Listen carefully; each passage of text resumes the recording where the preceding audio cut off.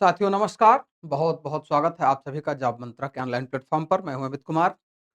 आज हम सभी लोग आपके सिलेबस से एक बहुत ही विशेष पार्ट, आधुनिक भारत के एक बहुत ही महत्वपूर्ण बिंदु पर चर्चा करने वाले हैं। बहुत ही महत्वपूर्ण चैप्टर पर चर्चा करेंगे।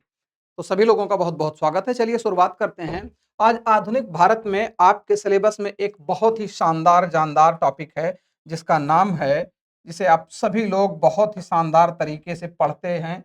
और ये टॉपिक ऐसा टॉपिक है जो आपको आपकी परीक्षा में सफलता के लिए बड़ा ही एक आयाम सिद्ध होता है।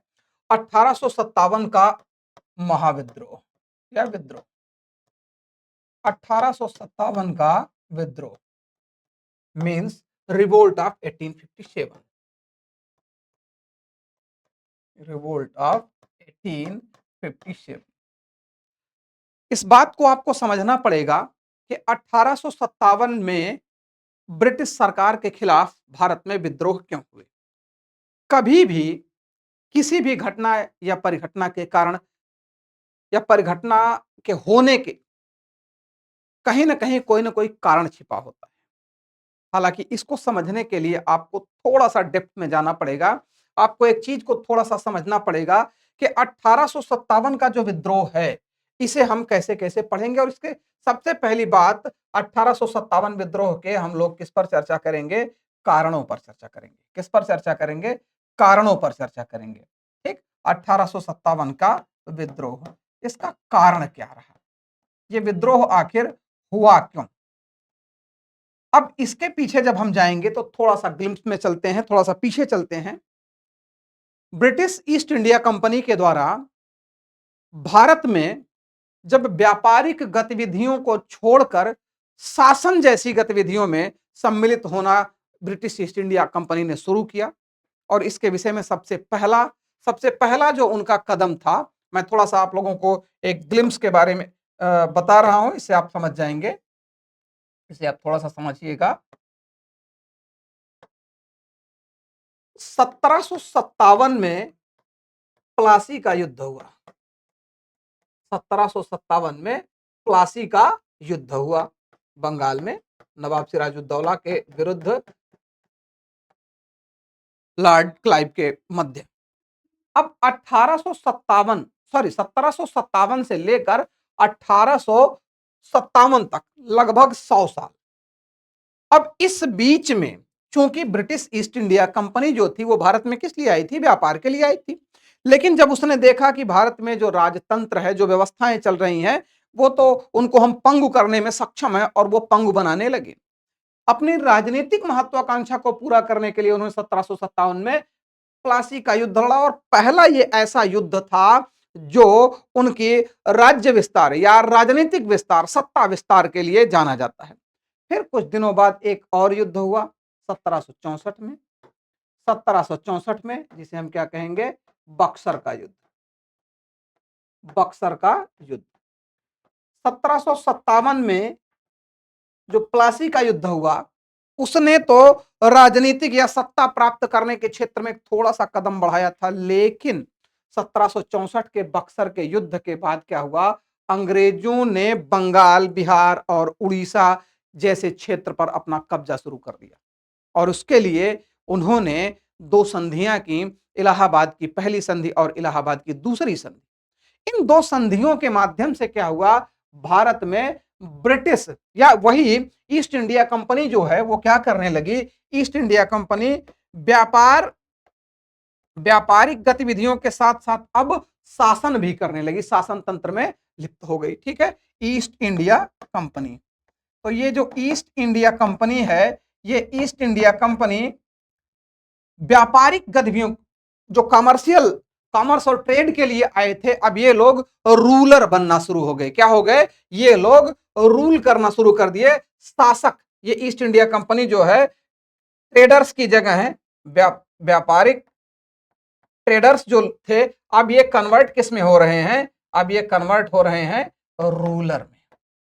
इसमें रूलर में, शासक में कन्वर्ट हो रहे हैं। इन्हीं स्थितियों को अब आप देखेंगे, मैं 1757 से लेके 1857 के बीच ब्रिटिशर्स ने भारत में अपनी व्यापारिक गतिविधियों के साथ साथ राजतंत्रीय गतिविधियों को भी आगे बढ़ाना शुरू किया और धीरे धीरे करके इन्होंने बंगाल, बिहार, उड़ीसा, महाराष्ट्र, पंजाब इन सभी क्षेत्रों पर क्या किया, अपना कब्जा जमाया। तो व्यापार करने वाले लोग क्या बन गए, अब जो ट्रेडर थे अब ये क्या बन गए, रूलर बन गए। और जब ये रूलर बन गए, जब ये ईस्ट इंडिया कंपनी के लोग रूलर बन गए, east India company, east India company के लोग जो हैं अब क्या बन रहे हैं, रूलर बन रहे हैं। क्या बन रहे हैं, शासक। ध्यान दीजिएगा, अब क्या बन रहे हैं, ये शासक की भूमिका में आ गए। व्यापारी से ये पहले क्या रहे, ये पहले व्यापारी रहे, तो व्यापारी के जगह पर अब ये किस में कन्वर्ट हो रहे हैं, शासक में कन्वर्ट हो रहे हैं। तो इन्होंने अपने शासन तंत्र को ठीक बनाने के लिए, अपनी पूरी व्यवस्था ठीक करने के लिए भारत में तमाम तरीके से क्या किया, इन्होंने भारत को इन्होंने लूटा, भारत को लूटा। कैसे लूटा, इन्होंने भारत को क्या बना लिया, अपना साम्राज्य विस्तार बना लिया। क्या बना लिया इन्होंने, उपनिवेश बना लिया। शासक ये हो गए और शासक के रूप में इन्होंने क्या किया, भारत को लूटा। कैसे, उपनिवेश बनाकर। क्या बनाकर, उपनिवेश बनाकर। ठीक, उपनिवेश बनाकर। हालांकि जब कोई देश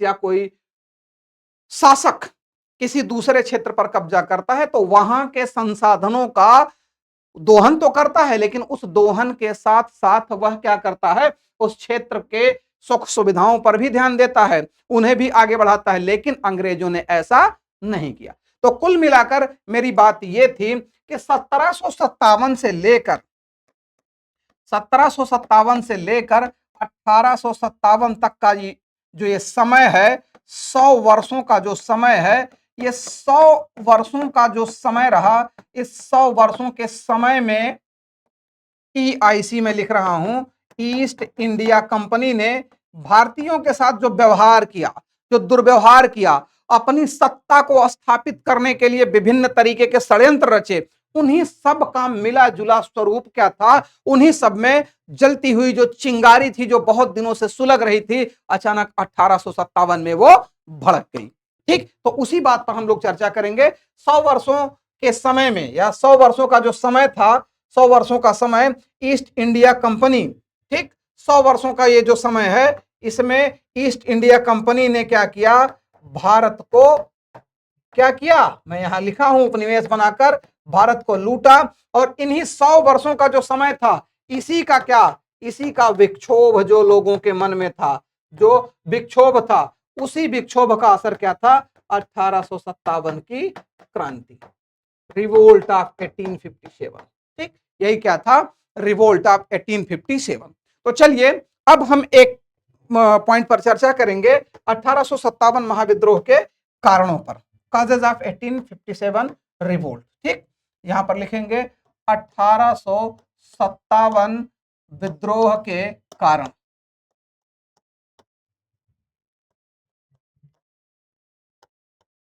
1857 विद्रोह के कारण।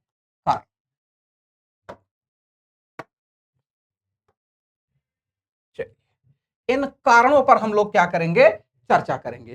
कौन कौन से यहां पर कारण है, ठीक है, कौन कौन से यहां पर कारण है, उन सभी कारणों पर हम लोग क्या करेंगे, एक डायग्राम सबसे पहले बनाएंगे और उसी डायग्राम के माध्यम से हम लोग क्या करेंगे, यहां पर चर्चा करने वाले हैं। उसी डायग्राम के माध्यम से हम लोग यहां पर चर्चा करेंगे। ठीक, इसी डायग्राम को हम लोग आगे बढ़ाएंगे और हमें उम्मीद है कि हम लोग खूब ठीक ढंग से इसको समझ पाएंगे। सबसे पहला कारण क्या है, राजनीतिक कारण। क्या है, राजनीतिक कारण। ठीक, दूसरा क्या है, दूसरा है सामाजिक एवं धार्मिक कारण। दूसरा क्या है, सामाजिक एवं धार्मिक कारण। ठीक, सामाजिक एवं धार्मिक कारण। तीसरा क्या है, आर्थिक कारण। ठीक, तीसरा क्या है, आर्थिक कारण। और क्या है, आर्थिक कारण। और आर्थिक कारण के साथ साथ एक और बहुत बड़ा कारण क्या था, तात्कालिक कारण। क्या था? तात्कालिक कारण। ठीक, तात्कालिक या सैनिक कारण। तात्कालिक या सैनिक कारण। इन्हीं चार बिंदुओं के अंतर्गत हम सभी लोग 1857 विद्रोह के एक एक पॉइंट पर चर्चा करेंगे। ठीक है, 1857 विद्रोह के एक एक पॉइंट पर हम लोग क्या करेंगे, यहां पर चर्चा करेंगे। ठीक है, एक एक पॉइंट पर हम सभी लोग यहां पर चर्चा करने वाले हैं और मुझे उम्मीद है कि ये सेशन आप सभी लोगों के लिए बहुत ही लाभदायी सिद्ध होगा। ठीक है, बहुत ही लाभदायी सिद्ध होने वाला है। तो इसके कारणों पर हम लोग यहां पर चर्चा करेंगे। ठीक, चलिए, तो सबसे पहले हम लोग क्या राजनीतिक कारण पर चर्चा करेंगे। देखिए, ईस्ट इंडिया कंपनी जो व्यापार के लिए आई थी, अब उसमें जब उसने राजनीति ढूंढना शुरू किया भारत में, जब भारत के लोगों पर वो शासन करना प्रारंभ कर रही है, तो क्या हुआ, अब राजनीतिक कारण तो बनेगा ही।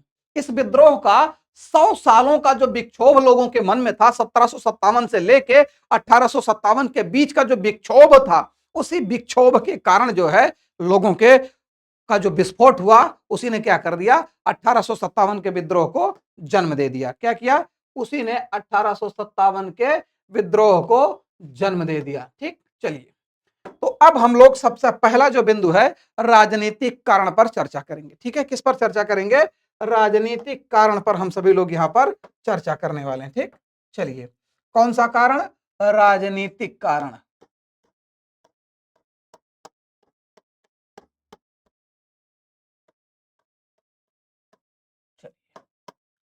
अब एक एक करके हम सभी लोग इन राजनीतिक कारणों से संबंधित तथ्यों के विषय में क्या करेंगे, जानकारी लेंगे। ठीक है, राजनीतिक कारण।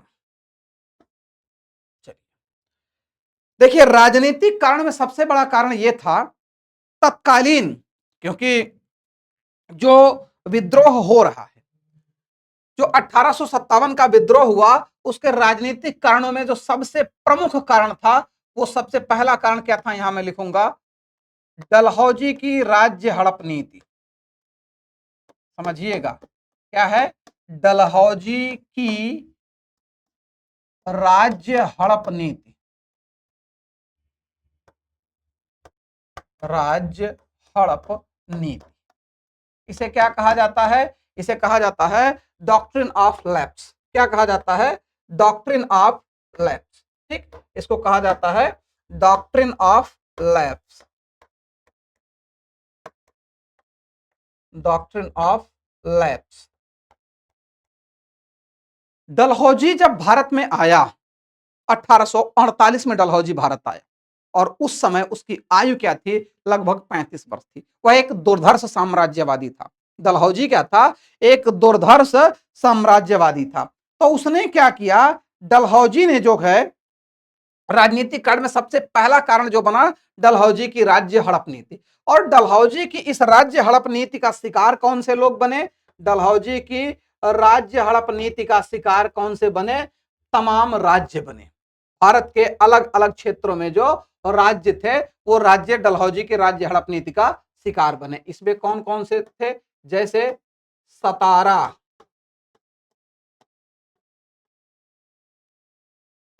जैतपुर,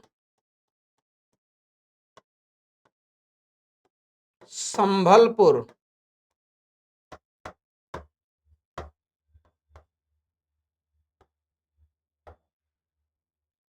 बघाट, उदयपुर,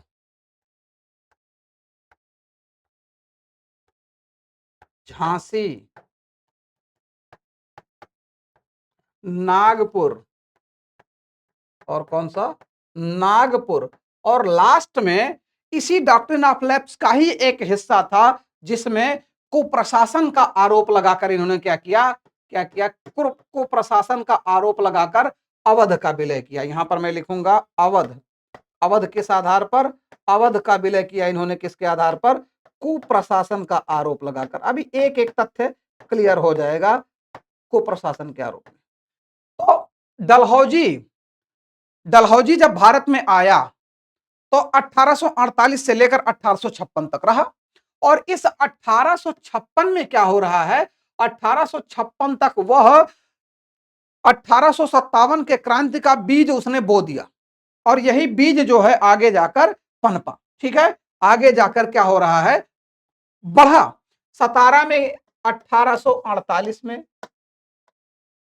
जैतपुर 1849 में, संभलपुर 1849 में, बघाट 1850 में, उदयपुर, इसे मैं मिटा दे रहा हूं, उदयपुर 1852 में, 1852 में, झांसी 1853 में, नागपुर 1854 में और अवध, और यहां एक चीज लिख रहा हूं, कुप्रशासन के आरोप में,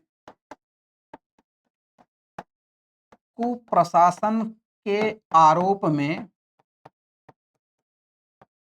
1856 में, 1856 में अवध का विलय किया, अवध का विलय किया। अब जरा समझिएगा, डलहौजी जब 1848 में भारत आया तो उसने एक नियम बनाया, और ये डॉक्ट्रिन ऑफ लैप्स का सबसे मुख्य नियम यह था कि किसी भी ऐसे देसी रियासत जिनके पास या जिन्होंने ब्रिटिश सरकार से या ईस्ट इंडिया कंपनी के साथ उनका समझौता है, उन लोगों के पास, उन राज्यों के पास यदि उनका कोई सगा या वैध उत्तराधिकारी नहीं है तो उनके राज्य को ब्रिटिश ईस्ट इंडिया कंपनी के राज्य क्षेत्र में मिला लिया जाएगा। डलहौजी ने राज्य हड़प नीति के अंतर्गत क्या रखा, एक नियम बनाया, एक क्या बनाया, नियम बनाया। और जरा समझिएगा क्या कहा उसने, डलहौजी ने राज्य हड़प नीति में उसने क्या कहा, उसने कहा कि कहीं से भी ईस्ट इंडिया कंपनी, उसने कहा डलहौजी ने नियम बनाया, डलहौजी ने नियम बनाया, यही डॉक्ट्रिन ऑफ लैप्स कहा गया। डलहौजी ने क्या किया, नियम बनाया। उसने कहा ऐसे सभी देसी राज्य, ऐसे सभी देसी राज्य जिनका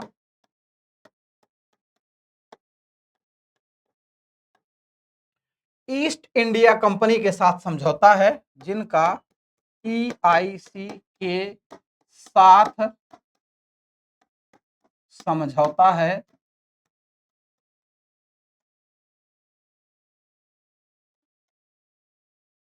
उन सभी राज्यों के पास, उन सभी राज्यों को, क्या लिखेंगे, उन सभी राज्यों को EIC के प्रशासनिक क्षेत्र में या प्रशासन के अंतर्गत कर लिया जाएगा, प्रशासन के अंतर्गत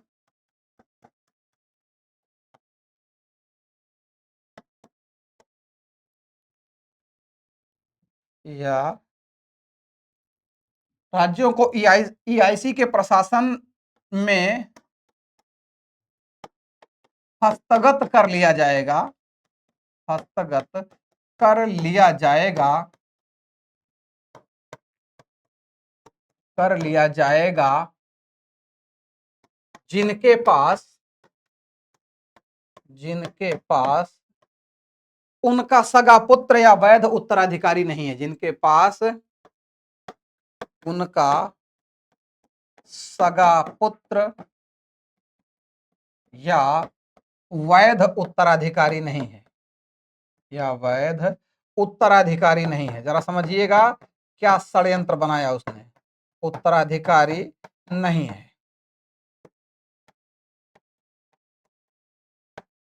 इस बात को समझिएगा, डलहौजी ने जो नियम बनाया था, क्योंकि इसके पहले सहायक संधि भारत में हो चुकी थी, सहायक संधि आप सभी लोग जान रहे हैं, उसमें बहुत ज्यादा आपको बताने की जरूरत नहीं है सहायक संधि के विषय में, ठीक है। चलिए, तो डलहौजी ने जो नियम बनाया उसमें कहा ऐसे सभी देशी राज्य जिनका EIC के साथ समझौता है, मतलब सहायक संधि है, उन सभी राज्यों को ईस्ट इंडिया कंपनी के प्रशासन में हस्तगत कर लिया जाएगा जिनके पास उनका सगा पुत्र या वैध उत्तराधिकारी नहीं है। अर्थात उसका कहने का मतलब है जिस भी ऐसे रियासत या राजा के पास उनका सगा बेटा या वैध उत्तराधिकारी नहीं है, उनके राज्य को ब्रिटिश ईस्ट इंडिया कंपनी के प्रशासन क्षेत्र में मिला लिया जाएगा। ये तो उसने एक बात कही, लेकिन इसके पीछे षड्यंत्र क्या रचा? उसने षड्यंत्र के रूप में क्या बनाया? गोद निषेध प्रथा। अब असली खेल यहां शुरू हो रहा है, असली खेल यहां शुरू हो रहा है। उसने, डलहौजी ने क्या बनाया? गोद निषेध प्रथा। क्या बनाया? गोद निषेध प्रथा। ये एक सबसे घातक नियम ये था। क्या? गोद निषेध प्रथा। इस गोद निषेध प्रथा में उसने क्या कहा? उसने कहा कि कोई भी राजा रजवाड़ा, ठीक, गोद नहीं लेगा। जिनके पास सगा या वैध उत्तराधिकारी नहीं है, वह किसी बालक को गोद नहीं ले सकता। उसने कहा, इस नियम के अनुसार उसने ये बताया, ऐसे कोई भी राजा या कोई भी राजा गोद नहीं ले सकते, गोद नहीं ले सकते।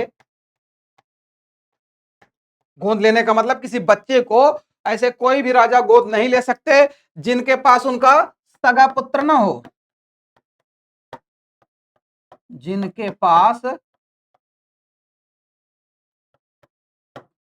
कोई सगा संतान ना हो,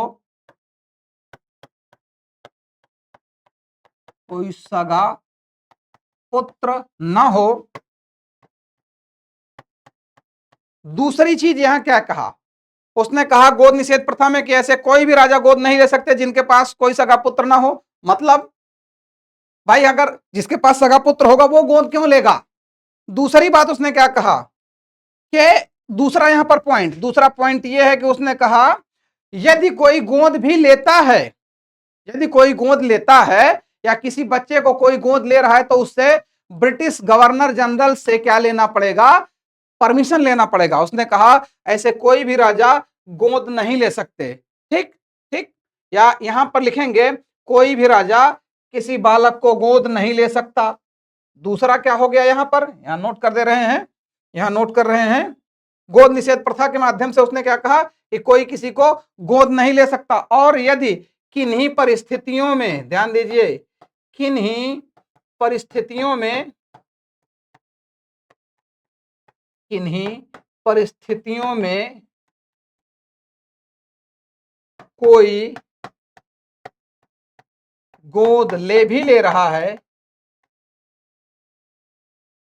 किन्हीं परिस्थितियों में कोई गोद लेता है, तो उसे क्या करना पड़ेगा? तो उसे गवर्नर जनरल से, तो उसे गवर्नर जनरल से स्वीकृति लेनी होगी। क्या होगा? गवर्नर जनरल से स्वीकृति लेनी होगी। अब सोचिए, स्वीकृति लेनी होगी। कहने का मतलब यह है इसका यहां पर कि भैया बिल्ली को दूध का रखवाला बना दिया गया। क्या बना दिया गया? बिल्ली को दूध का रखवाला बना दिया गया। तो डलहौजी ने जो नियम बनाया, सबसे पहला कारण जो राजनीतिक कारण में है कि डलहौजी ने क्या किया? डॉक्ट्रिन ऑफ लैप्स के माध्यम से, ध्यान दीजिएगा, डॉक्ट्रिन ऑफ लैप्स के माध्यम से इन सभी राज्यों को क्या कर लिया? हस्तगत कर लिया। क्या कर लिया? इन सभी राज्यों को अपने क्षेत्र में, राज्य क्षेत्र में, सबसे पहले सतारा को, फिर जैतपुर को, फिर संभलपुर को, फिर बघाट को, फिर उदयपुर को, फिर झांसी को, फिर नागपुर को, क्रमवार इसने क्या कर लिया? विलय कर लिया। लेकिन उत्तर भारत में अब भी एक ऐसा राज्य था जिस राज्य को अंग्रेजों का बड़ा हितैषी माना जाता था। एक ऐसा क्षेत्र था जिसे अवध, लखनऊ जो है अवध, तो अवध क्षेत्र जो था, अवध क्षेत्र अंग्रेजों का बहुत बड़ा हितैषी था। 1801 के आसपास जो है इसने सहायक संधि अंग्रेजों से या ब्रिटिश ईस्ट इंडिया कंपनी से की थी। तो इतने राज्यों के विलय के बाद, इतने राज्यों का जब उसने विलय कर लिया, किसने? इतने राज्यों का जब विलय कर लिया डलहौजी ने, तो अब उसका ध्यान कहां है? अब उसका ध्यान अवध पर है। हालांकि जब वो 1848 में आया था, तभी से उसका ध्यान कहां था? तभी से उसका ध्यान अवध पर था। तो अवध में क्या था, अवध के तत्कालीन जो शासक थे उनका नाम था नवाब वाजिद अली शाह, और नवाब वाजिद अली शाह के पास पुत्र थे जिसमें विरजिस कादिर का नाम मुख्य है। तो सगा और वैध उत्तराधिकारी उनके पास था, इस कारण जो है अवध को उसने क्या किया, इसने अवध को क्या किया, अवध को प्रशासन के आरोप में 1856 में क्या किया, 1856 में विलय किया। अब जरा यहां पर एक पॉइंट लिखेंगे, अवध को प्रशासन के आरोप में, अवध को कुप्रशासन के आरोप में, कुप्रशासन के आरोप में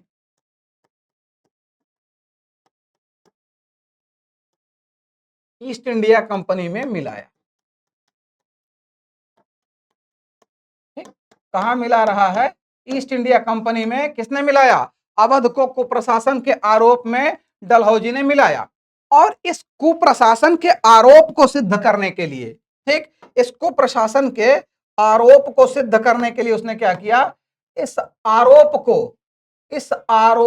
को सिद्ध करने के लिए, इसे सिद्ध करने के लिए, सिद्ध करने के लिए, इसे सिद्ध करने के लिए डलहौजी ने 2 रिपोर्ट बनवाई।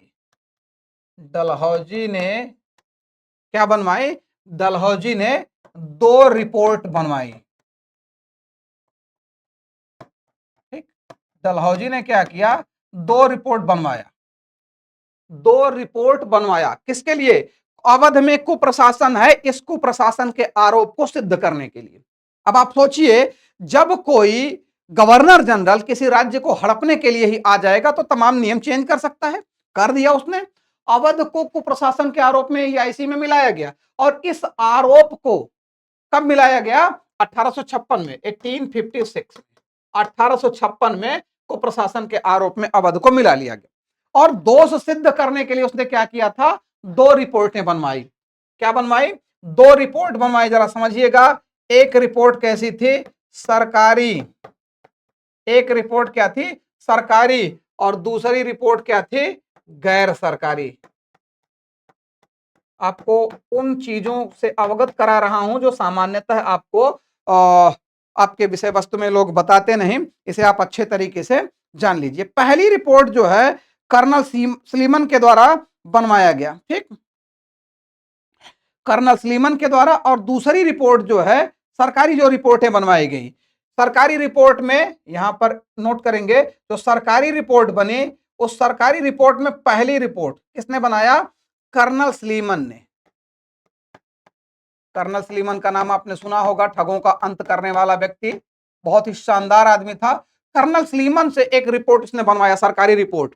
और कर्नल स्लीमन ने क्या कहा, कर्नल स्लीमन ने कहा देखो कुप्रशासन प्रशासन बहुत है नहीं, और नवाब वाजिद अली शाह के शासन तंत्र में व्यवस्था अच्छी चल रही है, मैं ये गलत रिपोर्ट नहीं बना के दूंगा। तो कर्नल स्लीमन ने कहा नहीं, इसने, कर्नल स्लीमन ने कहा, सरकारी रिपोर्ट बनाया, और इस सरकारी रिपोर्ट में स्लीमन ने कहा कि, स्लीमन ने कहा विलय नहीं किया जाना चाहिए, इसने कहा विलय नहीं किया जाना चाहिए।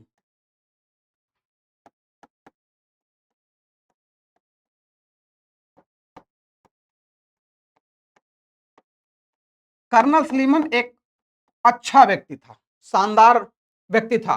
तो कर्नल स्लीमन ने 1848 में ही ये रिपोर्ट बनी, आते ही अवध को मिलाना चाह रहा था डलहौजी, तो कर्नल स्लीमन ने कहा विलय नहीं किया जाना चाहिए। अब क्या था, अब जो डलहौजी है, डलहौजी जो है, सरकारी रिपोर्ट ये दोनों कौन बनवाया था, डलहौजी ने, ठीक है। तो डलहौजी ने पहली सरकारी रिपोर्ट में क्या पाया, कर्नल स्लीमन ने कहा भैया हम नहीं कहेंगे कि विलय किया जाए, हम नहीं चाहते कि विलय हो, क्योंकि यहां कुप्रशासन नहीं है। दूसरी रिपोर्ट किससे बनवाया, यहां पर दूसरी रिपोर्ट ये बनवा रहा है, दूसरी रिपोर्ट जो है, दूसरी रिपोर्ट ये बनवा रहा है किससे, दूसरी रिपोर्ट बनवाया जेम्स आउट्रम से। किससे, जेम्स आउट्रम से। जेम्स आउट्रम, ये कौन था, जेम्स आउट्रम अवध का रेजिडेंट था। कौन था, अवध का रेजिडेंट था। तो जेम्स आउट्रम ने क्या किया, जेम्स आउट्रम ने कहा, इसने कहा कुप्रशासन है। इसकी जो रिपोर्ट आई, जेम्स आउट्रम की जब रिपोर्ट आई, तो जेम्स आउट्रम की रिपोर्ट कब आ रही है, 1854 में। कर्नल स्लीमन की रिपोर्ट यहां नोट कर दे रहा हूं 1848 में। जेम्स आउट्रम की रिपोर्ट जो है वो कब आ रही है? 1854 में। जेम्स आउट्रम ने कहा को प्रशासन है और विलय किया जाना चाहिए, क्योंकि ये चाटुकार आदमी था। इसने कहा कुप्रशासन है, इसने कहा कुप्रशासन है और अवध का विलय किया जाए, अवध का विलय किया जाए। समझिएगा, अवध का विलय किया जाए। ठीक, जेम्स आउट्रम ने कहा कि अवध का विलय किया जाना चाहिए। क्यों? क्योंकि यहां पर कुप्रशासन है। कौन कह रहा है? James Outram. एक रिपोर्ट कब? 1848 में कर्नल स्लीमन ने कहा नहीं भैया यहां विलय नहीं हो सकता, क्योंकि यहां पर कुप्रशासन नहीं है अवध में। दूसरे रिपोर्ट में जेम्स आउट्रम कह रहा है, क्योंकि ये चाटुकार टाइप का आदमी था और ये सरकारी पद पर था भाई, तो इसने कहा कि अगर गवर्नर जनरल के सामने कुछ 3-5 करेंगे, कहीं निपटा दिया हमको, तो हम क्या करेंगे। तो इसने को प्रशासन के आरोप को लगाया और उसने कहा कि अवध का विलय किया जाना चाहिए। अब देखिए, अब दो रिपोर्टें बनवाई गई, तो एक तो कह रहा है नहीं, एक कह रहा हां, तो 50-50 का चांस बना। अब फिर क्या किया? अब डलहौजी जो है, डलहौजी एकदम, डलहौजी क्या कर रहा है, दूसरी जो गैर सरकारी रिपोर्ट बनवाई वो एक चर्च के पादरी से बनवाया। किससे बनवाया? फादर बिशप हैबर से। ठीक, एक चर्च के पादरी, यहां लिखेंगे दूसरी गैर सरकारी रिपोर्ट किससे बनवाया? पादरी बिशप हैबर के माध्यम से, बिशप हैबर।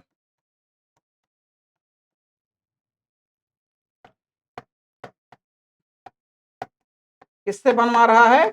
दूसरी रिपोर्ट किससे बनवा रहा है? एक चर्च के पादरी बिशप हैबर से, धार्मिक आधार लेकर। अब ये आप बताइए कि कोई चर्च का पादरी जो किसी देश में धर्म की धार्मिक गतिविधियों को आगे बढ़ा रहा है, अपना धर्म प्रचार कर रहा है, और वो अपने ही मालिक मतलब अपने ही गवर्नर जनरल के विरोध में कोई बात तो नहीं कहेगा। तो इसने क्या किया? गैर सरकारी रिपोर्ट किसने बनाया? पादरी बिशप हैबर ने बनाया। और इसने क्या कहा? इसने भी कुप्रशासन का आरोप लगाया। इसने कहा कुप्रशासन है और विलय किया जाए। इसने क्या कहा? कुप्रशासन है, अवध में क्या है? कुप्रशासन है और विलय किया जाए। तो अब क्या होगा? अब क्या होगा? अब यहां पर बात ये बनी, ये दोनों लोग, अब एक तो ये जेम्स आउट्रम कह रहा है कि विलय किया जाना चाहिए, एक ये कह रहा है, एक ये कह रहा है। दो लोग कह रहे हैं विलय किया जाए, एक कह रहा है विलय ना किया जाए। तो क्या हो गया?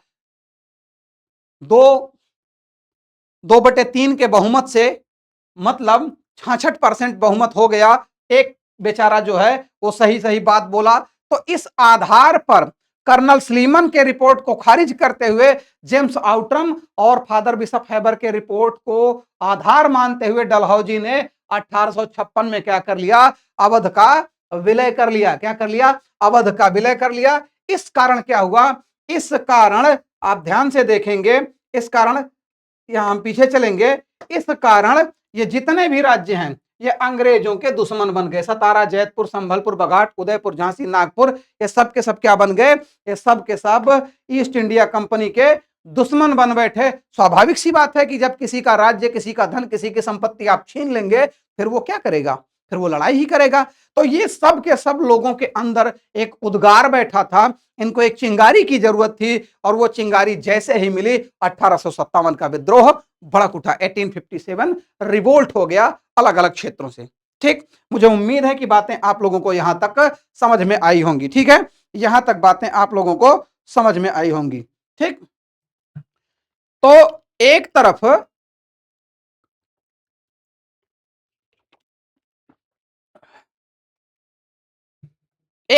उत्तर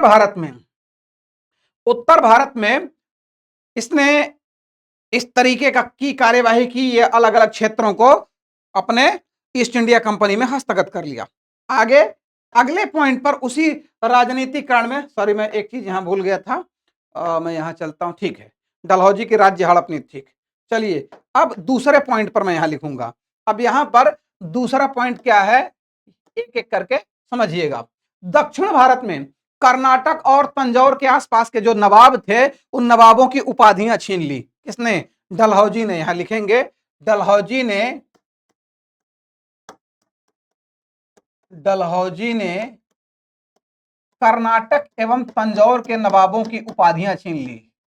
कर्नाटक एवं तंजौर के नवाबों की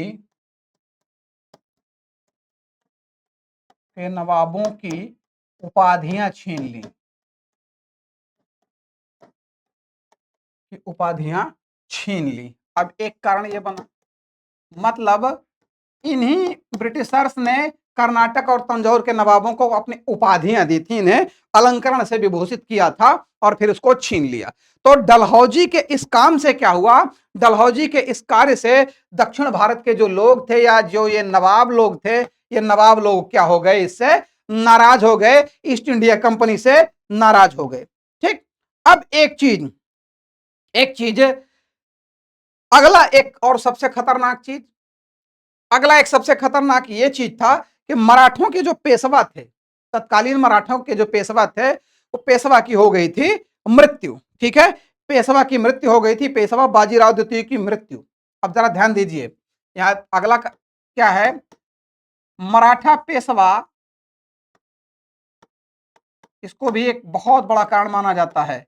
मराठा पेशवा बाजीराव द्वितीय की मृत्यु के बाद, बाजीराव द्वितीय की मृत्यु के बाद,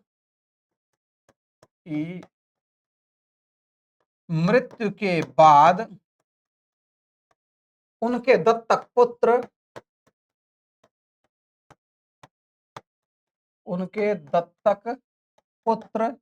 धूधू पंत, नाना साहब धूधू पंत पेशवा को, नाना साहब, इनका असली नाम था धूधू पंत, नाना साहब, मैं यहां नाम नोट कर दे रहा हूं, धूधू पंत को मराठा पेशवा बाजीराव द्वितीय की मृत्यु के बाद उनके दत्तक पुत्र नाना साहब या धूधू पंत को EIC ने, ईस्ट इंडिया कंपनी ने पेशवा मानने से इनकार कर दिया। क्या किया? पेशवा मानने से इनकार किया। क्या कर दिया? पेशवा मानने से इनकार किया। अब क्या हुआ? अब एक ऐसी स्थिति आ गई, पेशवा मानने से इनकार किया। अब जरा समझिएगा, पेशवा मानने से इनकार कर दिया और इनको दी जाने वाली पेंशन को बंद कर दिया गया। ठीक। और लिखेंगे और इन्हें दिए जाने वाले पेंशन पर रोक लगा दी, पेंशन पर रोक लगा दी गई। आप समझिए, अब क्या हो रहा है? किसी भी क्षेत्र के राजे रजवाड़े को ये नहीं छोड़ रहे हैं। अब मराठों का जो पेशवा होता था वही उनका सबसे मुख्य व्यक्ति होता था।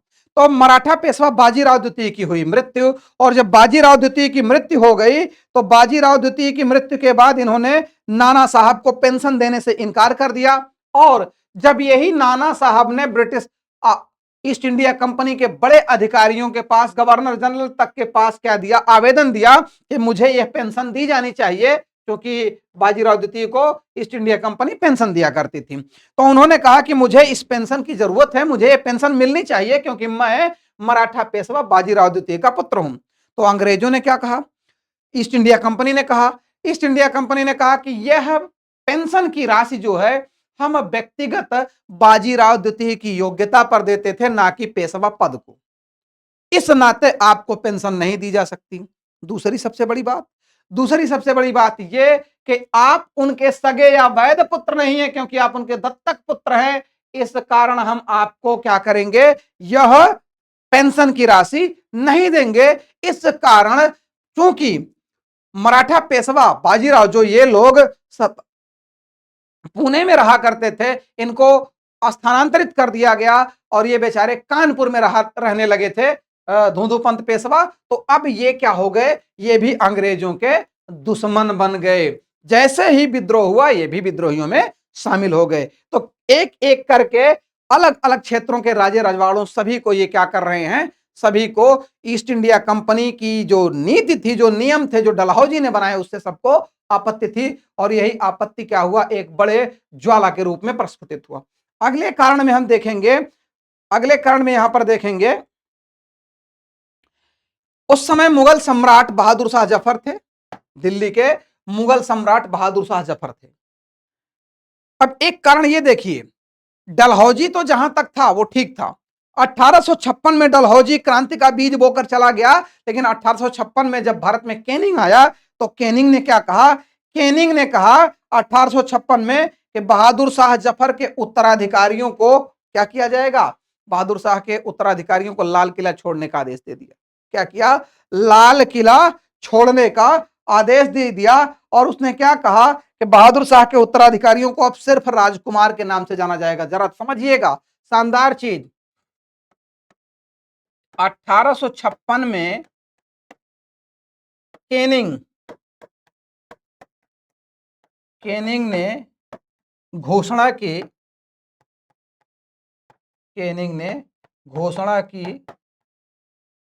कि अब से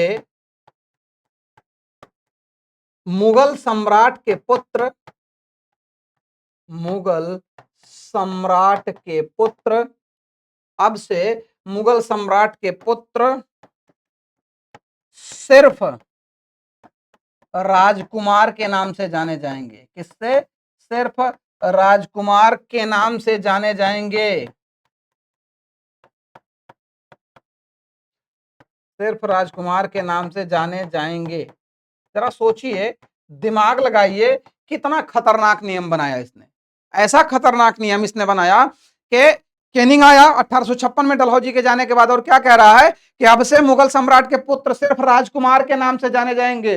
अरे भैया, यही राजकुमार जब राजा बनता है तो राजकुमार का पुत्र, और राजा का पुत्र राजकुमार होता है ना। और ये जब कभी राजा बनेंगे ही नहीं, ये जीवन भर राजकुमार ही रहेंगे, तो इनका पुत्र राजकुमार कैसे बनेगा। बहुत ही खतरनाक सोच थी कैनिंग की। तो कैनिंग ने क्या किया, कैनिंग ने यह कहा कि 1856 में ही ये घोषणा कर दी कि भैया ये जो लोग हैं इनको क्या करना है, इन्हें ये राजनीतिक कारणों के माध्यम से उसने ऐसा जाल बुना। उसने कहा कि मुगल सम्राट बहादुर शाह जफर के पुत्र मिर्जा मुगल और मिर्जा ख्वाजा आप सिर्फ किसके नाम से जाने जाएंगे, सिर्फ राजकुमार के नाम से जाने जाएंगे। तो ये 4 तथ्य हो गया। एक पांचवा भी तथ्य यहां पर था, एक पांचवा और तथ्य था, बता रहे हैं उसे आपको, कि बंबई में क्या हुआ, बंबई में एक इनाम कमीशन लाया गया। बंबई में 1852 में ही क्या कर दिया गया था, क्योंकि अंग्रेजों के समय में ही ये कार्य हो गया था। तो 1852 द्वारा लगभग 20,000, ठीक, बंबई में इनाम कमीशन के माध्यम से,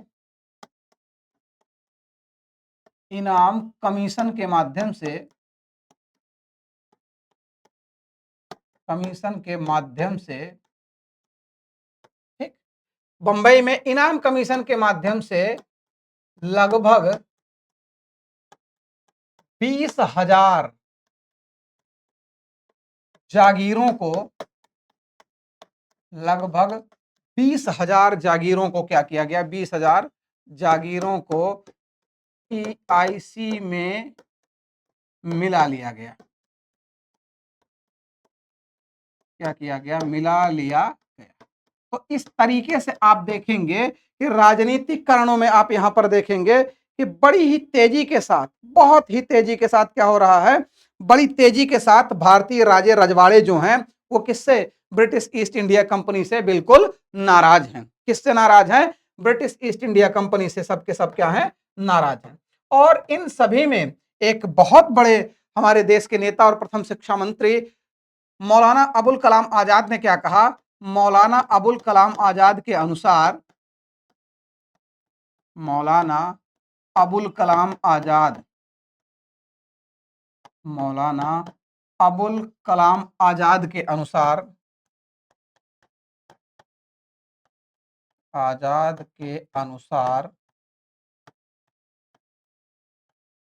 मौलाना अबुल कलाम आजाद ने कहा कि 1857 के विद्रोह का सबसे बड़ा कारण क्या है? सबसे बड़ा कारण इन्होंने बताया और इन्होंने कहा कि ये अंग्रेजों की भारी भूल थी। ठीक है, इन्होंने क्या कहा? मौलाना अबुल कलाम आजाद के अनुसार अवध का विलय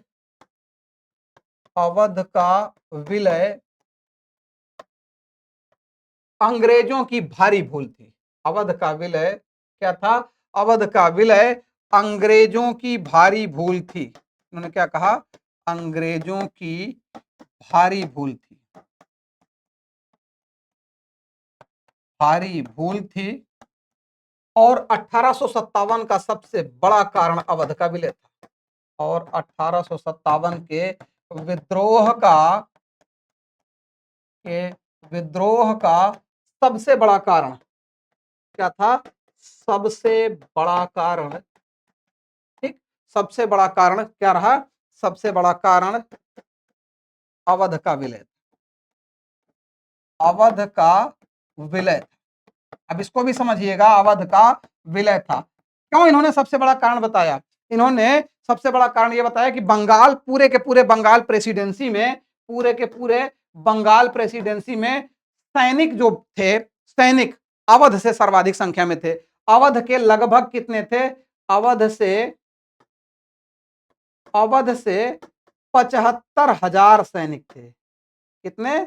75,000 सैनिक सेना में, ब्रिटिश सेना में कार्य कर रहे थे। कहां से?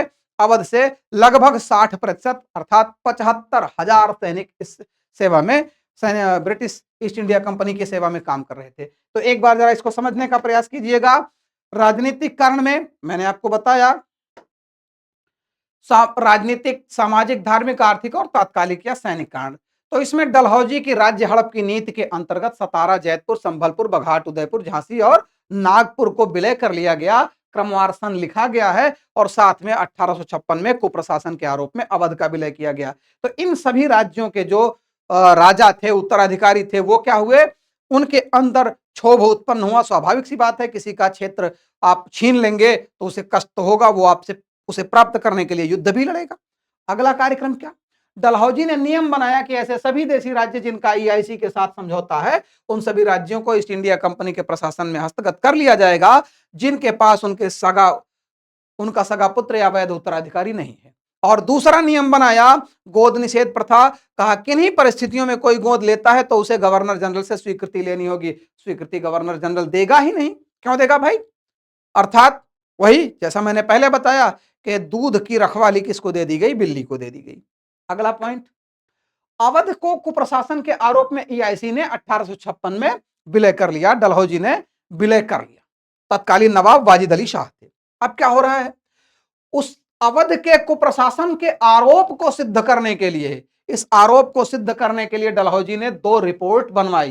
ठीक, 2 रिपोर्ट उसने बनवाया, 2 उसको सिद्ध करने के लिए। पहला सरकारी और दूसरा गैर सरकारी। तो सरकारी रिपोर्टें कितने क्रम में? 2 बनी थी। ठीक है, पहली रिपोर्ट 1848 में कर्नल स्लीमन से बनवाया। कर्नल स्लीमन ने कहा अवध में कुप्रशासन नहीं है, इस नाते विलय नहीं किया जाना चाहिए। और दूसरी रिपोर्ट जेम्स आउटरम के माध्यम से 1854 में। तो जेम्स आउटरम चाटुकार था, अधिकारी था, अवध का रेजिडेंट था। इसने कहा भैया विलय किया जाना चाहिए, अन्यथा गवर्नर जनरल नाराज हो जाएंगे। तो उसने क्या किया? विलय की संस्तुति दे दी। लेकिन अब भी मामला 50-50 का था और ब्रिटेन की जो कार्यप्रणाली थी वो संसदीय कार्यप्रणाली थी। कोई चुनौती दे देता तो फिर डलहौजी के लिए तो दिक्कत होती। तो डलहौजिया ने क्या किया? इसने एक नया नियम बनाया, नई बात की, एक गैर सरकारी रिपोर्ट बनाई धार्मिक आधार पर। एक चर्च के पादरी फादर बिशप हैबर के माध्यम से क्या किया? उसने एक रिपोर्ट बनवाई और इस हैबर ने क्या कहा? ये जो पादरी था धार्मिक आधार वाला, इसने कहा कुप्रशासन है और विलय किया जाए। तो 1856 में क्या हुआ? 1856 में अवध का विलय कर लिया गया और तत्कालीन नवाब जो थे, कौन थे? नवाब वाजिद अली शाह को निर्वासित कर दिया गया। ठीक, नवाब वाजिद अली शाह को निर्वासित करके कलकत्ता जेल में बंद कर दिया गया।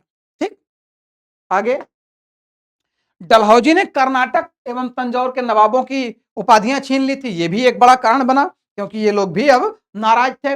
मराठा पेशवा बाजीराव द्वितीय की मृत्यु के बाद उनके पुत्र या दत्तक पुत्र नाना साहब या धूधूपंत पेशवा को ईस्ट इंडिया कंपनी ने पेशवा मानने से इनकार किया और उन्हें दिए जाने वाले पेंशन पर रोक लगा दी। अब पेंशन पर रोक लगा दी तो भाई राजे महाराजे हैं, उनको पेंशन मिल रहा था, पेंशन नहीं मिला तो उनका खर्चा कैसे चलेगा। उन्होंने आवेदन प्रतिवेदन प्रत्यावेदन सब लगाया, लेकिन ब्रिटिश अधिकारियों ने नहीं सुना और उन्होंने कहा कि ये नहीं दिया जाएगा आपको। इस नाते धूधू पंत पेशवा अर्थात नाना साहब, जो तत्कालीन समय में कानपुर में रहा करते थे, उन्होंने क्या किया, उन्होंने विद्रोह में सहयोग दिया, विद्रोह किया। 1856 में कैनिंग जब आया, डलहौजी के जाने के बाद, चूंकि डलहौजी में बार बार कह रहा हूं कि डलहौजी क्रांति का बीज बोकर चला गया था, और जब कैनिंग आया तो कैनिंग ने क्या कहा, कैनिंग ने कहा कि अब से मुगल सम्राट के जो पुत्र हैं वो सिर्फ राजकुमार कहे जाएंगे, अर्थात राजकुमार कभी राजा बनेगा ही नहीं। अब जब राजा नहीं बनेगा तो उसका बेटा राजकुमार होगा ही नहीं। बड़ा खतरनाक तरीके से उसने काम किया। अगले पॉइंट पर, बंबई में इनाम कमीशन के माध्यम से लगभग 20,000 जागीरों को हस्तगत कर लिया गया, जब्त कर लिया गया। तो वो जो 20,000 छोटे छोटे जागीरदार थे, वो जागीरदार भी ईस्ट इंडिया कंपनी के क्या बन गए, दुश्मन बन गए। उन्हें भी अपना राज्य चाहिए था, इस नाते वो विरोध के लिए तत्पर थे, मौके की तलाश में थे। जैसे ही मौका मिला, उन सभी लोगों ने क्या किया, विद्रोह किया।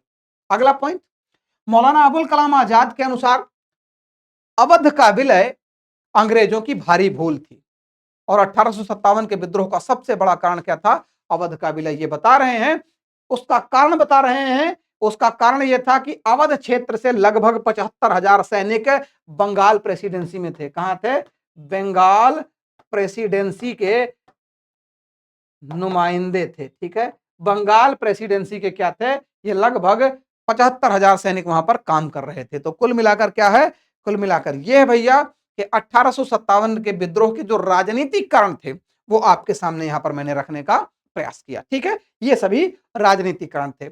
अब दूसरा एक छोटा सा कारण जो है, मैं थोड़ा सा उसमें इंटरचेंज कर देना चाहता हूं। मैं यहां पर धार्मिक की जगह आर्थिक कारण पहले लिखूंगा। ठीक है, चलिए मैं यहां पर क्या करूंगा, इसको थोड़ा सा मैं यहां पर बना देता हूं, आप समझ जाइएगा, क्योंकि यहां पर मेरे पास ऑप्शन है। तो मैं क्या करूंगा, यहां पर चलिए मैं इसे थोड़ा सा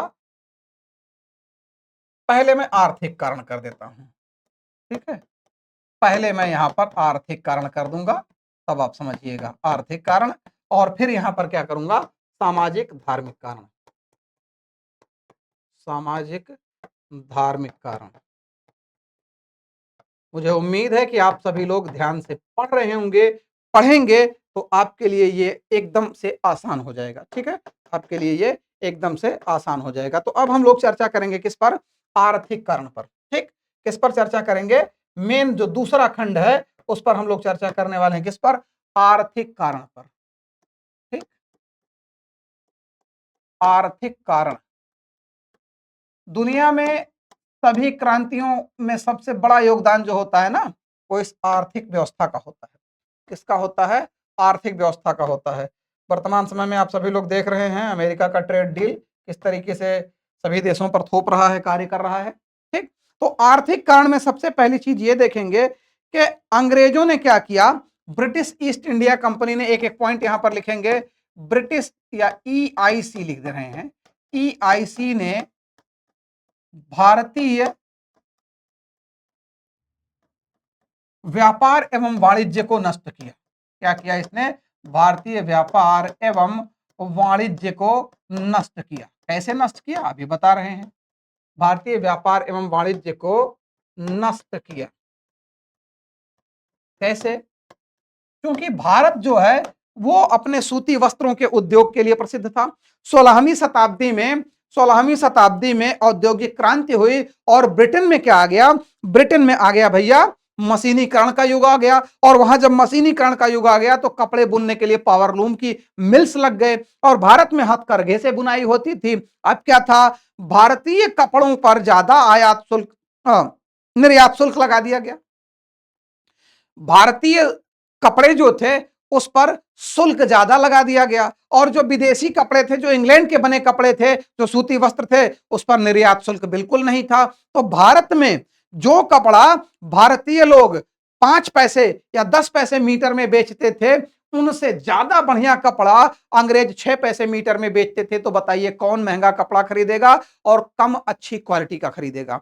तो ईस्ट इंडिया कंपनी ने भारतीय व्यापार एवं वाणिज्य को नष्ट कर दिया और यहां क्या किया, सूती वस्त्र के बाजार को, सूती वस्त्र के बाजार को, वस्त्र के बाजार में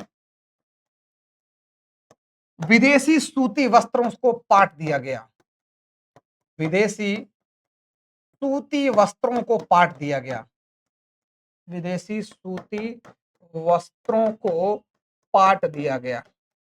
क्या कर दिया गया, विदेशी सूती वस्त्रों को पाट दिया गया। अब क्या हुआ, इससे जो है, इससे एक चीज ये हो रहा है कि भारतीयों का जो कार्य है, भारतीयों की जो व्यवस्था है वो क्या हो रही है, लगभग बर्बाद सी हो गई। क्या हो गई, बर्बाद सी हो गई। और यहां पर क्या हो रहा है, दूसरी दूसरी बात, भारतीय कुटीर उद्योग को नष्ट कर दिया गया, भारतीय कुटीर उद्योग को नष्ट किया गया, भारतीय कुटीर उद्योग को नष्ट कर दिया गया, नष्ट किया गया।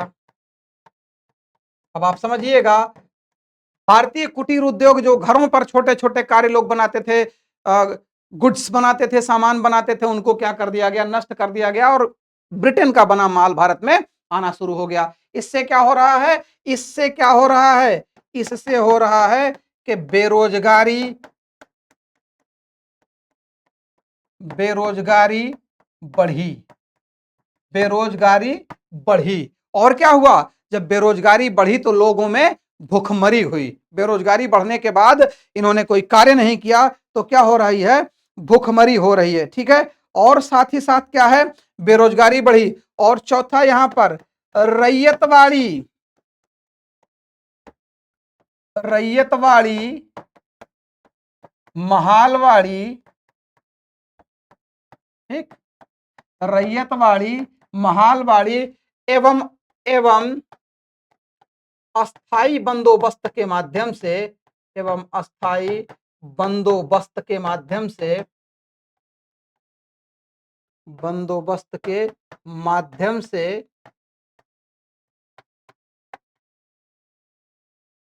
किसानों से खूब टैक्स वसूला गया, किसानों से खूब टैक्स वसूला गया। क्या किया गया, किसानों से खूब टैक्स वसूला गया। और साथ साथ क्या, टैक्स वसूला गया। और इन प्रथाओं के लिए, इन प्रथाओं से संबंधित क्या हुआ, एक नए वर्ग का उदय हुआ। क्या हो रहा है, एक नए वर्ग का उदय हो गया। एक किसानों से खूब टैक्स वसूला गया तो ये टैक्स वसूलने में क्या हुआ, एक नए वर्ग का उदय हुआ, जमींदार वर्ग का उदय हुआ।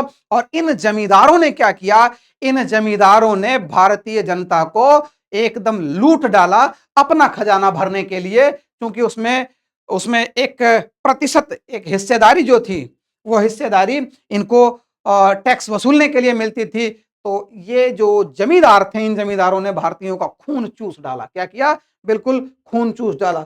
और साथ ही साथ क्या, और साथ ही साथ यहां पर देखा जाए कि तमाम अकाल पड़े भारत में। ठीक है, तमाम अकाल पड़े और उन अकालों के माध्यम से, यहां एक चीज और लिखेंगे, अकाल की स्थिति में भी, अकाल की स्थिति में भी, अकाल की स्थिति में भी भू राजस्व वसूला गया, भू राजस्व वसूला गया। और क्या हुआ, और अकाल की स्थिति में भी जब भू राजस्व वसूला गया तो मरते हुए लोग और मर गए। और साथ साथ क्या, लॉर्ड विलियम बेंटिंक जब बंगाल का गवर्नर बना था तो उसने क्या एक बात कहा था कि भारतीय बुनकरों के अस्थिपंजर इन मैदानों में पटे पड़े हैं। क्यों कहा था, इस नाते कहा था कि उसने अकाल की स्थितियों में देखा, लॉर्ड विलियम बेंटिंक ने देखा, उसने कहा कि भारतीयों के लिए कोई कार्य नहीं किया जा रहा है। एक घटना और मैं बताना चाहूंगा, 1812-15 के आसपास का अपने वर्तमान उत्तर प्रदेश के बरेली या उसके आसपास के जिले की घटना थी। अकाल पड़ा था और उस अकाल के बाद भी भू राजस्व की दरें बढ़ा दी गई थी, जिस पर वहां के कलेक्टर ने कहा कि सरकार को लिखा कि यहां पर वसूलने के लिए कुछ भी नहीं है, फसल के नाम पर सिर्फ और सिर्फ घास है। तो सरकार की तरफ से उसको चिट्ठी क्या आती है उस कलेक्टर को कि महोदय, घास भी अच्छी चीज है, उस घास को बेचकर टैक्स वसूला जाए। आप सोच सकते हैं कि कितनी घटिया और निकृष्ट मानसिकता ईस्ट इंडिया कंपनी की थी, जो अपने राजस्व वसूली के लिए क्या कर रही थी, राजस्व वसूली के लिए किसी को किसी भी हद तक बख्श नहीं रही थी, उनका पूरा जान निचोड़ लिया जा रहा था। तो इन दो मुख्य तथ्यों पर हम लोग आज चर्चा किए, किस पर, राजनीतिक कारण और आर्थिक कारण। तो राजनीतिक और आर्थिक कारण में अब क्या क्या हो गए, जरा ध्यान दीजिए। इनमें इनमें सबसे पहले जागीरदार, राजे रजवाड़े, छोटे छोटे किसान, जमींदार, व्यापारी, बुनकर, छोटे मजदूर, ये सभी लोग क्या हो गए, ब्रिटिश ईस्ट इंडिया कंपनी की कार्यप्रणाली से आहत थे। इन्हें मौके की तलाश थी कि जैसे ही मौका मिलेगा हम 1857 या हम विद्रोह करेंगे, क्योंकि यह मौका कब मिला, 1857 में मिला। और जैसे ही मई 1857 में इसका आगाज होता है, पूरा जितना सैनिक समुदाय था और जो सामान्य किसान थे, वे सभी लोग किसमें, इस 1857 के विद्रोह में कूद पड़े। तो मुझे उम्मीद है कि सेशन आपको यहां तक समझ में आया होगा। नेक्स्ट क्लास में हम लोग क्या करेंगे, नेक्स्ट क्लास में हम लोग जो और कारण हैं सामाजिक धार्मिक एवं, उस पर चर्चा करते हुए सामाजिक धार्मिक एवं तात्कालिक कारण पर चर्चा करते हुए विस्तार पर, ठीक है, विस्तार 1857 विद्रोह के विस्तार को आगे बढ़ाएंगे। तो मुझे उम्मीद है सेशन आपको समझ में आया होगा, और सेशन आपको कैसा लगा कमेंट बॉक्स में जरूर लिखिएगा, और किसी तरीके की कोई क्वेरी हो तो भी कमेंट बॉक्स में लिखिएगा। उससे हमको ये आभास होगा कि हमारे विद्यार्थी पढ़ रहे हैं, और उन्हें कोई चीज यदि समझ में नहीं आ रही है तो उसमें हमें सुधार की क्या आवश्यकता है, या आपको और क्या दिया जाना चाहिए। ठीक है, तो मिलते हैं नेक्स्ट सेशन में। स्वस्थ, व्यस्त और मस्त रहिए और अध्ययन में रत रहिए। जय हिंद।